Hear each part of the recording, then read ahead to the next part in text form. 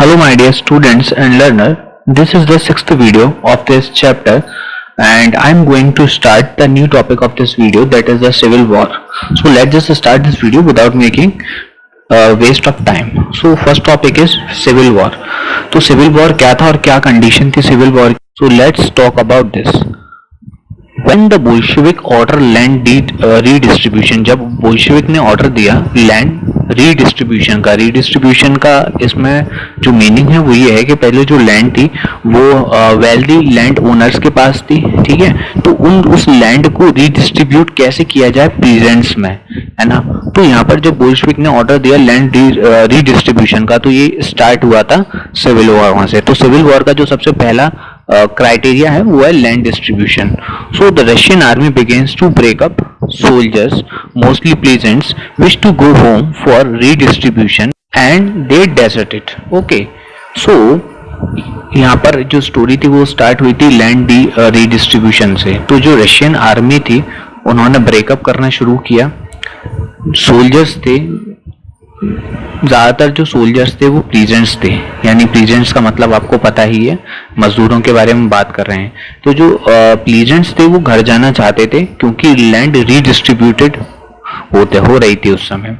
तो जो आर्मी थी वो डेजर्टेड हो गई, मतलब उसके सभी जो आर्मी के अगर सोल्जर चले जाएंगे तो आर्मी में फिर रहेगा कौन, तो डेजर्टेड हो गई आर्मी वहां से।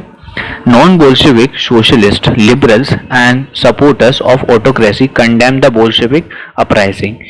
जो बाकी सोसाइटी थी यहाँ पर रशिया में, तो बाकी सोसाइटी के जो लोग थे, मतलब जो नॉन बोल्शेविक सोशलिस्ट थे, लिबरल्स थे, या जो सपोर्टर थे किसके, ऑटोक्रेसी के, है ना, उन्होंने कंडेम्ड किया बोल्शेविक को कि जो बोल्शेविक कर रही है वो गलत कर रही है इस प्रकार से। Their leader moved to South Russia and organized troop to fight the Bolshevik. तो उनके जो लीडर्स थे वो साउथ रशिया पहुंचे और उन्होंने ऑर्गेनाइज किए ट्रुप फाइट करने के लिए, फाइट द बोल्शेविक, ताकि वो बोल्शेविक से फाइट कर सके। उनको नाम दिया गया the Reds. During 1918 and 1990 green, अब दूसरा जो टर्म यहाँ पर यूज हो रहा है वो है ग्रीन। जो ग्रीन टर्म यूज है वो किसके लिए, सोशलिस्ट रेवोल्यूशनरीज के लिए। तो यहाँ पर देखिए ग्रुप्स बन चुके हैं। पहला जो ग्रुप है वो किसका है, यहाँ पर बोल्शेविक का ग्रुप है जिसको नाम दिया गया है रेड। जो दूसरा ग्रुप है उसका नाम है सोशलिस्ट रेवोल्यूशनरी जिसको नाम दिया गया है ग्रीन। और जो तीसरा है वो है प्रो जारिस्ट, ठीक है, तीसरे ग्रुप का नाम है प्रो जारिस्ट। तो तीन ये ग्रुप है यहाँ पर। तो प्रो जारिस्ट जो ग्रुप है, प्रो का मतलब यहाँ पर था प्रोविजनल और जारिस्ट का मतलब है जो रिलेटेड हो जार से। तो जो प्रोविजनल गवर्नमेंट थी और जार थे वो एक ही कम्युनिटी थे कुल मिला के, ठीक है। तो यहाँ पर तीन पार्ट हो चुके थे, रेड, ग्रीन और व्हाइट। तो 1918 एंड 1990 की यहाँ पर बात है। तो the green and the white control most of the Russian empire. Russian empire जो कंट्रोल कर रहे थे वो ग्रीन और व्हाइट कर रहे थे। They were backed by France, America and British and Japanese troops. All those forces who were worried at the growth of socialism in Russia. At these troops and Bolshevik fought a civil war. Looting and banditry and famine become common. तो सबसे पहले यहाँ पर मैं meaning बता देता हूँ civil war का। सिविल वॉर को कहते हैं गृह युद्ध। गृह युद्ध में ये होता है कि एक कंट्री के अंदर जो अलग अलग कम्युनिटीज होती हैं या अलग अलग ग्रुप्स होते हैं, जब वो आपस में एक दूसरे के साथ लड़ते हैं तो उसको संज्ञा दी जाती है, नाम दिए जाते हैं गृह युद्ध यानी कि सिविल वॉर का। अब यहाँ पर सिविल वॉर क्या था और कैसे कैसे था, तो हमने यहाँ पर तीन ग्रुप देख लिए। सबसे पहला जो ग्रुप था वो रेड था, दूसरा ग्रुप था ग्रीन और जो तीसरा ग्रुप था बच्चों वो क्या था, व्हाइट। तो रेड, ग्रीन, व्हाइट। अब जो रेड, ग्रीन, व्हाइट था, ठीक है, तो ग्रीन और जो व्हाइट थे उनके साथ कौन कौन था यहाँ पर देखिए, फ्रांस, अमेरिका, ब्रिटिश और जापानीज ट्रुप्स, है ना। तो सिपाहियों की जो टोली ट्रुप। तो यहाँ पर जो ये तीन कंट्रीज थी, फ्रांस, अमेरिका और ब्रिटिश और जापानीज, ये सब किसको सपोर्ट कर रही थी, रशिया को सपोर्ट कर रही थी। ये रशिया को इसलिए सपोर्ट कर रही थी क्योंकि ये नहीं चाहते थे कि रशिया में क्या आए, सोशलिज्म आए, है ना। ये सोशलिज्म को लेके ही चिंतित थे। इनका ये मानना था कि अगर रशिया में सोशलिज्म आया तो कहीं ना कहीं फिर यूरोप में भी आएगा और इनकी कंट्री तक भी आ सकता है, ठीक है। तो यहाँ पर ये जो ट्रुप थे और जो बोल्शेविक थे उन्होंने गृह युद्ध शुरू किया, ठीक है, यानी कि सिविल वॉर शुरू किया। तो सिविल वॉर के दौरान लूटामारी होना, सूखा पड़ना, ये सारी चीजें, चोरी होना, ये सारी चीजें आम हो गई उस समय, ठीक है। तो ये था आपका civil war, okay. So, supporter of the private property among whites took harsh steps with peasants who seized land. Such action led to the loss of popular support for the non-Bolshevik. By January 1920, Bolshevik controlled most of the former Russia Empire. यहाँ पर हम बात करेंगे किसका, प्रो-जारियन का। Whites का मतलब, white का क्या मतलब था, प्रो-जारियन। प्रो का मतलब प्रोविजनल और जारियन का means which is related to the king of Russia, that was the tsar. So जो सपोर्टर थे प्राइवेट प्रॉपर्टी के, उन्होंने कुछ कड़े कदम उठाए किसके विरुद्ध, उन प्लीजेंट्स के विरुद्ध जिन्होंने जमीन जब्त की थी। किसकी जमीन जब्त की थी, लैंड ओनर्स की। इस प्रकार के एक्शन की वजह से जो नॉन वॉल्शेविक ग्रुप था, जैसे कि वाइट जो ग्रुप था, उसको पॉपुलरिटी उसकी क्या हो गई, कम हो गई, है ना, उसकी लोकप्रियता क्या हो गई, कम हो गई। By January 1920 Bolshevik control most of the former Russian empire. 1920 तक आते आते बोल्शेविक यानी कि रेड, सो जो रेड था उसने पूर्व का मतलब होता है फॉर्मर, है ना, तो पूर्व रशियन एम्पायर को पूरी तरीके से कंट्रोल किया हुआ। They succeed due to the corporation with the non Russian nationalist and Muslim jihadis. Corporation did not work where the Russian colonists themselves turned Bolshevik. In Khiva, in Central Asia, Bolshevik colonists brutally massacred local nationalists in the name of defending socialism. So यहाँ पर हम बात करेंगे कि जो Bolshevik थे वो successful इसलिए हुए थे क्योंकि उनको समर्थन मिला था किसका, नॉन नेशनलिस्ट का, नॉन रशियन नेशनलिस्ट का, मतलब कि वो लोग जो रशिया से बिलोंग नहीं करते थे, ठीक है, तो उन लोगों का इनको समर्थन मिला और मुस्लिम जिहादीज का भी इनको समर्थन मिला। अच्छा, कॉर्पोरेशन जो इनका जो सहयोग था वो वहाँ काम नहीं किया जहाँ पर जो रशियन कॉलोनिस्ट थे वो न उन्होंने अपने आप को बोल्शेविक कम्युनिटी में कन्वर्ट कर लिया था, लेकिन वर्क वो वही कर रहे थे, मतलब नॉन सोशलिज्म वाला वर्क कर रहे थे वो, ठीक है। तो इन कीवा, इन सेंट्रल एशिया, कीवा एक जगह है सेंट्रल एशिया में, जहाँ पर बोल्शेविक कॉलोनिस्ट ने क्या किया था, राष्ट्रवाद के नाम पर वहाँ के जो स्थानीय राष्ट्रवादी लोग थे उनका निर्मम तरीके से उनकी हत्या की। In this situation many were confused about the Bolshevik government representative. अब यहाँ पर मैंने आप लोगों को बताया कि क्या हुआ था, बहुत सारे रशियन कॉलोनिस्ट ने अपने आप को क्या बता दिया, बोल्शेविक बता दिया, और रशियन कॉलोनिस्ट ने काफ़ी सारे लोगों की हत्या भी की सेंट्रल एशिया में, ठीक है।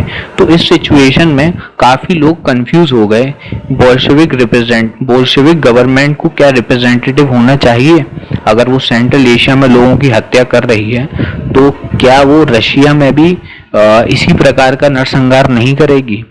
तो यहाँ पर जो बोल्शेविक की छवि थी वो खराब हुई। ये जो समस्या थी सामने कि जो दूसरी कंट्रीज थी, मतलब कि जो नॉन रशियन जो कंट्रीज थी लेकिन जहाँ पर रशिया का राज्य था, तो वहाँ की जो लोकल अथॉरिटी थी वो अपने आप को बोल्शेविक बताती थी और कुछ गलत तरीके से गवर्न करती थी, मतलब गलत तरीके से राज्य चलाती थी। तो इससे बचने के लिए पार्टली टू रिडेम दिस क्या किया गया, जो नॉन रशियन नेशनलिस्ट थे, बाकी मतलब कि जो रशिया के अंदर नहीं आते थे, है ना, रशिया के राज्य के अंदर नहीं आते थे लेकिन रशिया उन पर फिर भी राज करता था, तो जो नॉन रशियन नेशनलिस्ट थे उन्होंने अपनी कंट्री में रशिया को पॉलिटिकल ऑटोनॉमी दे दी, ठीक है। ऑटोनॉमी का मतलब होता है स्वतंत्रता दे दी उन गवर्नमेंट चलाने की। अच्छा, उसको नाम दे दिया गया यहाँ पर यूएसएसआर, सोवियत गवर्नमेंट। जैसे कि यूएसएसआर का मीनिंग था यहाँ पर union of Soviet socialist republics, ठीक है, ये मतलब था। और ये संज्ञा रशियन एम्पायर, तो इसको बोल्शेविक ने रशियन एम्पायर क्रिएट किया था दिसंबर 1922 में।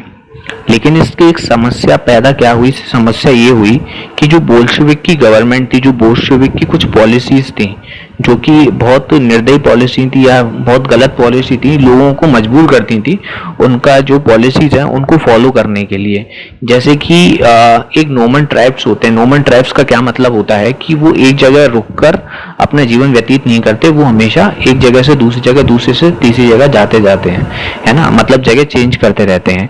तो इस प्रकार के जो लोग थे वो यूएसएसआर की पॉलिसीज फॉलो नहीं कर सकते थे। और ये भी सुनने में आया, ये भी कहा गया था जो बोल्शेविक की गवर्नमेंट थी वो लोकल गवर्नमेंट को फोर्सफुली फॉलो करवा रही थी उनके रूल्स को।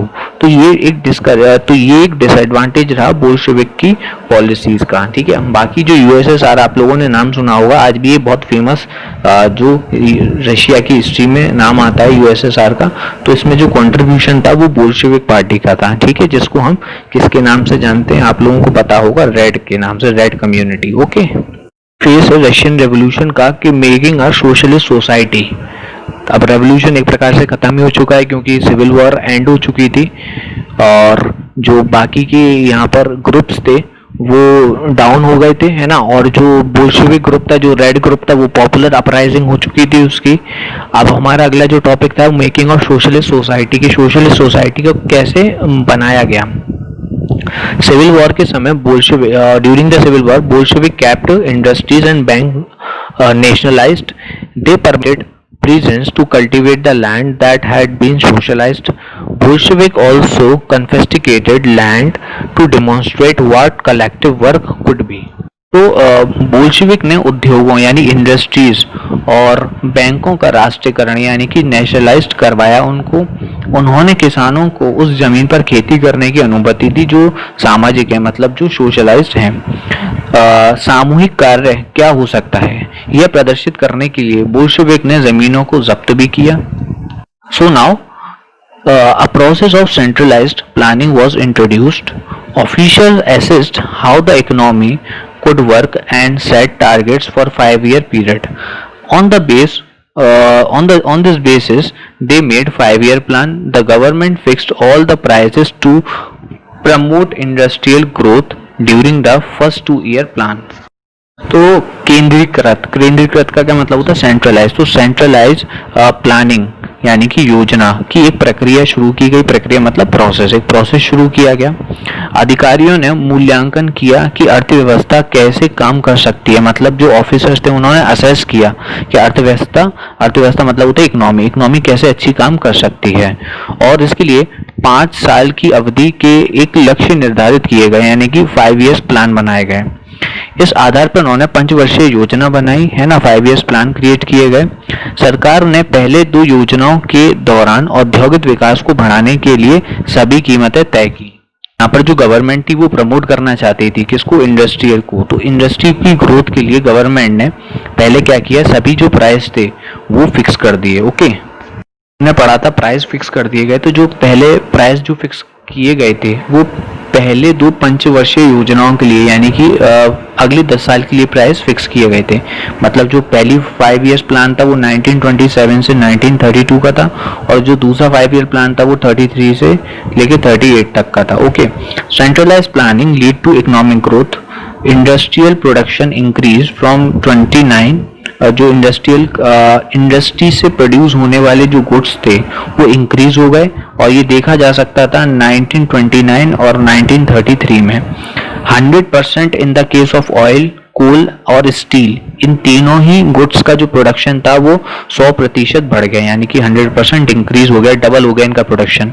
New factory cities come into being, means कि जो न्यू फैक्ट्री थी वो सिटी में लगाई गई।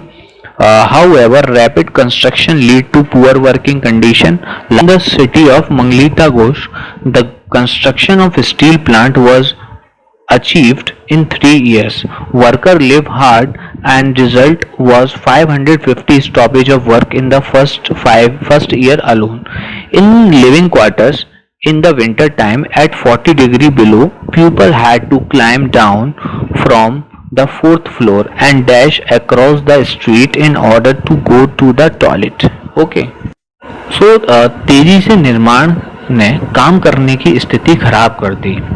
So एक सिटी का नाम है मैग्निटोगोर्स्क, ये रशिया में एक सिटी का नाम है, ठीक है। तो यहाँ पर जो कंस्ट्रक्शन का काम था स्टील प्लांट का वो 3 साल में पूरा कर लिया गया। जो वर्कर थे वो बहुत कठिन जीवन जी रहे थे और उसकी वजह से ये हुआ कि 550 जो वर्कर थे उन्होंने काम करना बंद कर दिया, मतलब वर्क स्टॉप कर दिया, एक प्रकार से हड़ताल हम कह सकते हैं, ठीक है। इन द लिविंग क्वार्टर का मतलब है तो उनका रहने वाली जगह जहाँ पे उनके क्वार्टर्स थे।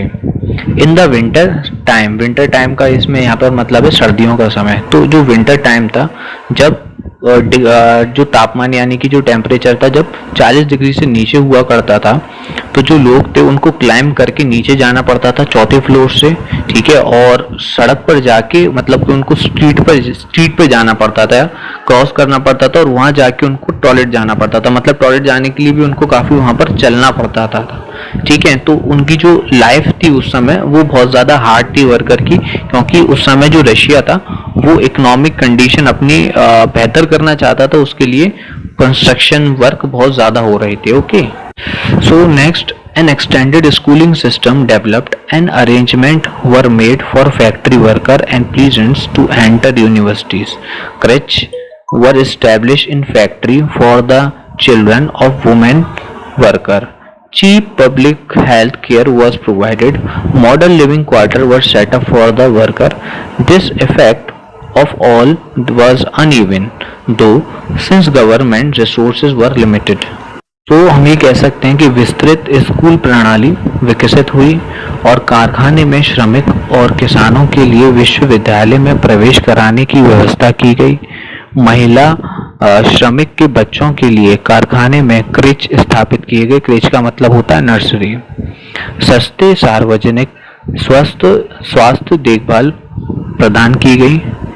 श्रमिकों के लिए मॉडल लिविंग क्वार्टर्स स्थापित किए गए यानी बनाए गए। इस सब का प्रभाव असमान था, मतलब अनइवन था। हालांकि रिसोर्स जो थे वो लिमिटेड थे, मतलब कि तब भी जो सरकारी संसाधन थे वो कैसे थे, हमारे पास नहीं, रशिया के पास लिमिटेड थे। फिर भी उसके बाद भी जो रशियन गवर्नमेंट थी वो जो प्लीजेंट्स के लिए काफी कुछ दे रही थी, काफी फैसिलिटी प्रोवाइड करा रही थी। Okay, so here on the screen you can see this picture, children at school in the Soviet Russia in the year 1930. Okay, as you can see a child in Magnitogorsk during the 5-year plan.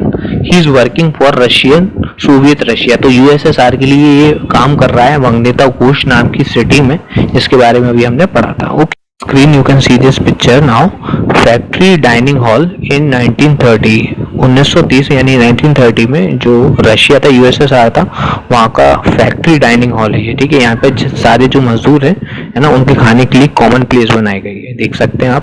Next topic है स्टैलिनिज्म और collectivisation. तो स्टैलिनिज्म और collectivisation, ये जो दो topic इनके बारे में पढ़ते हैं। तो सबसे पहले स्टालिन, ये आप जो फोटो देख सकते हैं ये जोसेफ स्टालिन का है। और देखिए, सबसे पहले हम ये कह सकते हैं कि जो सोशलिस्ट सोसाइटी फॉर्म हुई थी रशिया में वो बनाई लेनिन ने थी, ठीक है, और उसको बनाया, आगे उसको संभाला किसने था, जोसेफ स्टालिन ने संभाला। 1924 में लेनिन की डेथ के बाद स्टालिन कमान संभालते हैं, ठीक है। और जो टाइम पीरियड था जब जोसेफ स्टालिन ने अपना राज किया था, रशियन एम्पायर को संभाला था, उस पीरियड को स्टालिनिज्म कहा जाता है। जब भी हम किसी वर्ड के आगे ISM लगा देते हैं तो वो उसकी आइडियोलॉजी बन जाती है। तो जो स्टालिन की जो आइडियोलॉजी थी उसको हमने किस नाम दिया, क्या नाम दिया, स्टालिनिज्म नाम दिया, ठीक है, स्टालिनिज्म। तो ये जो स्टालिनिज्म है इसमें क्या था मैं बताता हूँ आपको। जब रशियन सोशलिस्ट पार्टी को हेड किया था स्टालिन ने, जोसेफ स्टालिन ने, तो उस पीरियड को कहा गया था स्टालिनिज्म। ओके, देखते हैं कलेक्टिवाइजेशन क्या है। कलेक्टिवाइजेशन का मतलब होता है combining land of various farmer and then performing the agriculture activity on collective basis. इसका मतलब यह है कि सभी जो किसान होते हैं ना, जो अपनी खेती करते हैं, तो जो सभी किसानों को, अगर सभी की जो जमीन थी वो अगर उन सबको कंबाइन कर लिया जाए, सभी किसानों की जमीन को कंबाइन कर लिया जाए और वो सब मिलके एक साथ एग्रीकल्चर एक्टिविटी करें कलेक्टिव बेस पर, तो उसको हम क्या कहेंगे बच्चों, कलेक्टिवाइजेशन। और स्टालिनिज्म का क्या मतलब बताया था, ये वो पीरियड था जब रशियन कम्युनिस्ट पार्टी को किसने हेड किया था, स्टालिन ने किया था, और इनकी जो आइडियोलॉजी थी उसको डोमिनेट, मतलब ये उस समय जो यूएसएसआर पे स्टालिन की जो आइडियोलॉजी थी वो डोमिनेट कर रही थी, इसलिए इस पीरियड को नाम Stalinism. Okay, So now let's just see the text of NCERT. The period of the early plant economy was linked to the disaster of cultivation of agriculture. By 1927 to 28, the town of the Soviet Russia was facing an acute problem of grain supply. The government fixed price at which grain must be sold, but the peasants refused to sell their grain to government buyer at this price. Stalin, who headed the party after the death of Lenin, introduced the firm emergency measure. He believed that rich peasants and traders in the countryside were holding stock in the hope of the higher prices. Speculation had to be stopped and supply confiscated. जो early period था planning का, मतलब जो plant economy इस समय जो चल रही थी, जो गवर्नमेंट ने प्लांट इकोनॉमी बनाई थी, ये वो समय था। तो इसमें कल्टिवाइजेशन की वजह से काफ़ी डिजास्टर हुआ, काफ़ी नुकसान हुआ।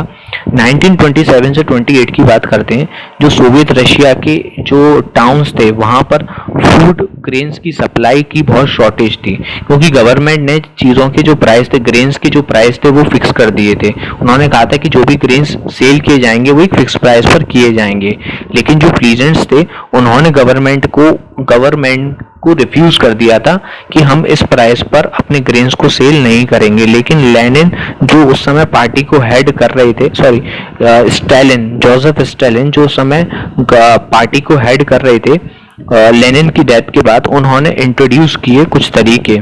उनका ये मानना था कि जो रिच प्लीजेंट्स हैं ना, जो पैसे वाले प्लीजेंट्स हैं और जो ट्रेडर हैं कंट्री साइड में, है ना, वो अपने पास जो स्टॉक है ग्रेन्स का उसको अपने पास रख के बैठे हुए हैं, होल्ड करके बैठे हुए हैं, उन्होंने उसको सेल नहीं किया है।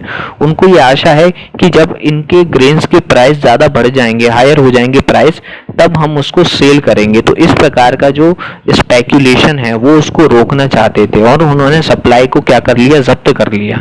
ओके, स्पेक्यूलेशन का मतलब होता है चीज़ों के प्राइस का बढ़ना या घटना, सट्टा कहते हैं जिसको हम, सट्टा व्यापार। तो स्पेक्यूलेशन यानी कि प्राइस इंक्रीज होना या डिक्रीज होना, ठीक है।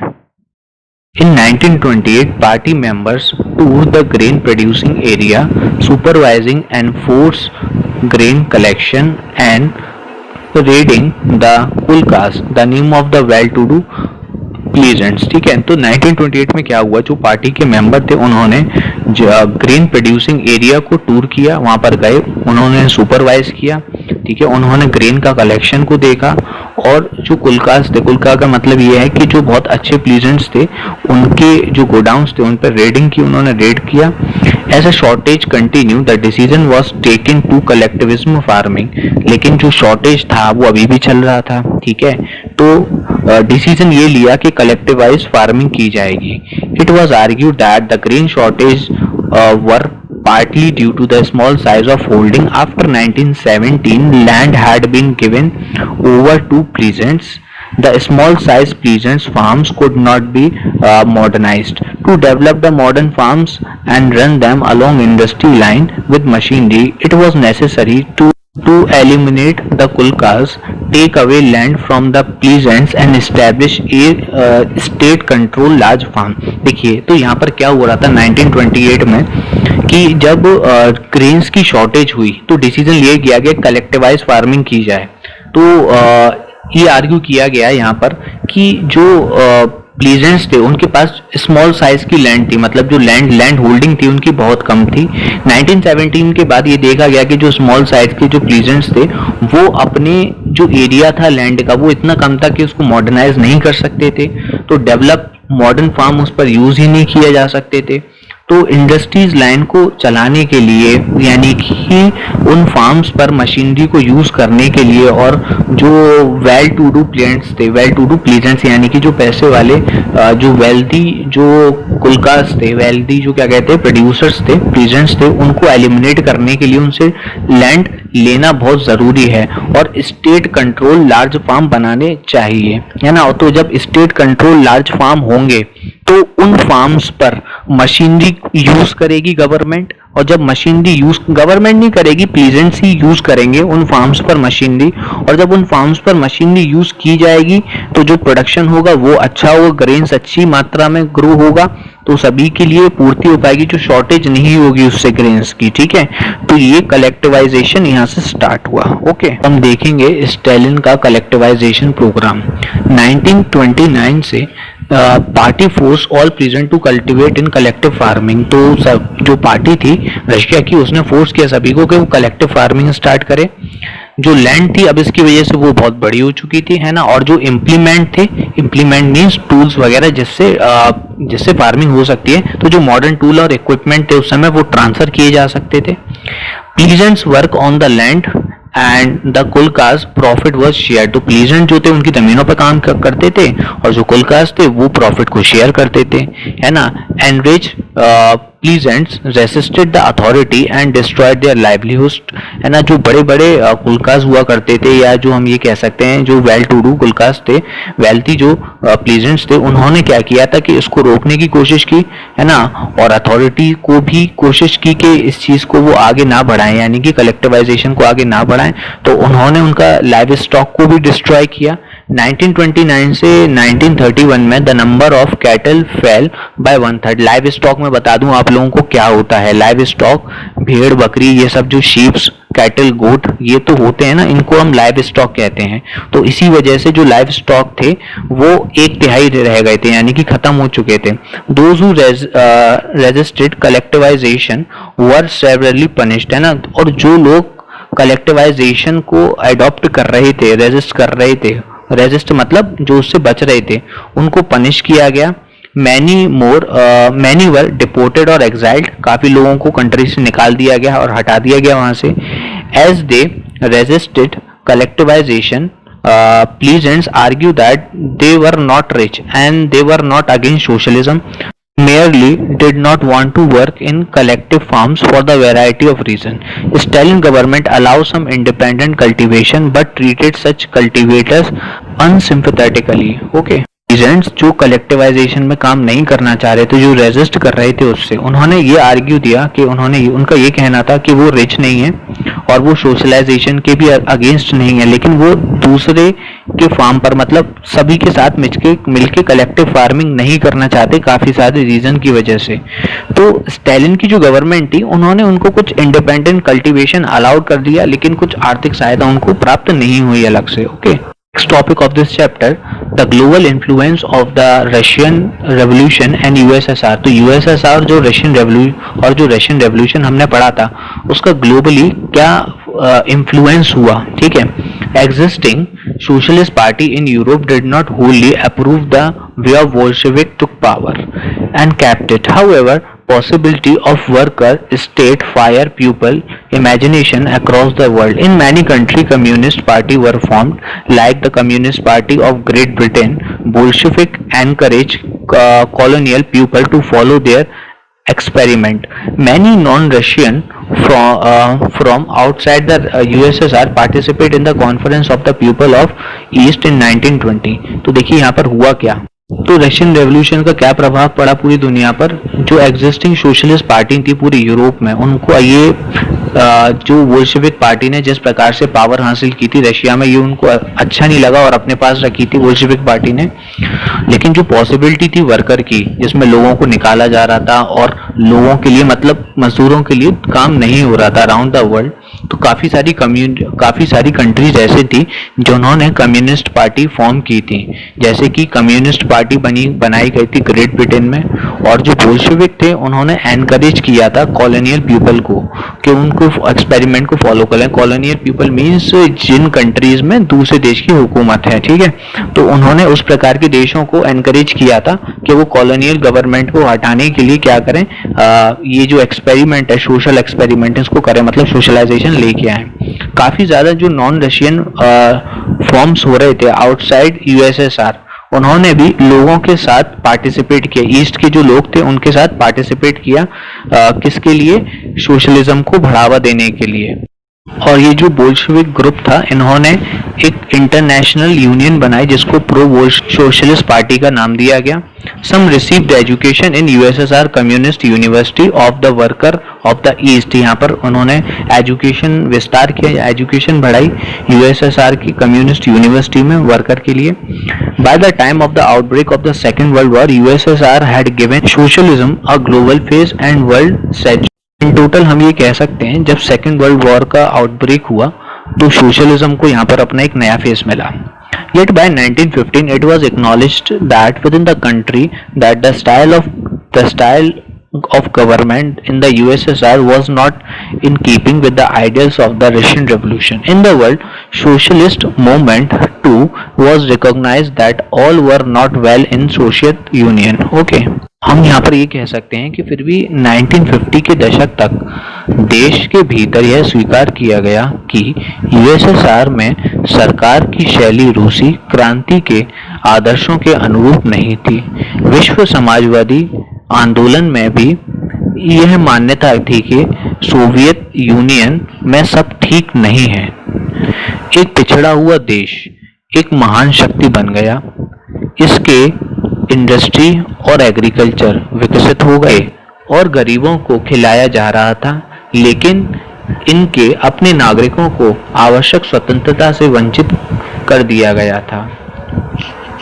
इसने अपनी रिप्रेसिव पॉलिसीज से जो योजनाएं बनाई थी, जो पॉलिसीज बनाई थी, उनको अंजाम दिया था। 20वीं सेंचुरी के एंड तक एक समाजवादी देश के रूप में यूएसएसआर की अंतर्राष्ट्रीय प्रतिष्ठा में गिरावट आई, यानी कि यूएसएसआर एक अंतर्राष्ट्रीय प्रतिष्ठा यानी कि इंटरनेशनल उसकी जो रिकॉग्निशन थी वो काफी गिर गई। हालांकि यह माना गया कि समाजवादी आदर्शों को अभी भी अपने लोगों के बीच सम्मान मिल रहा है, मतलब कि उनको रिस्पेक्ट मिल रही है, ठीक है। लेकिन प्रत्येक देश में समाजवाद के विचारों को विभिन्न तरीकों से फिर से जोड़ा गया। Okay, that's it with this chapter. So if you have any problems you can just directly contact to me or you can just mention your problem in the comment box. So thank you very much for watching this video.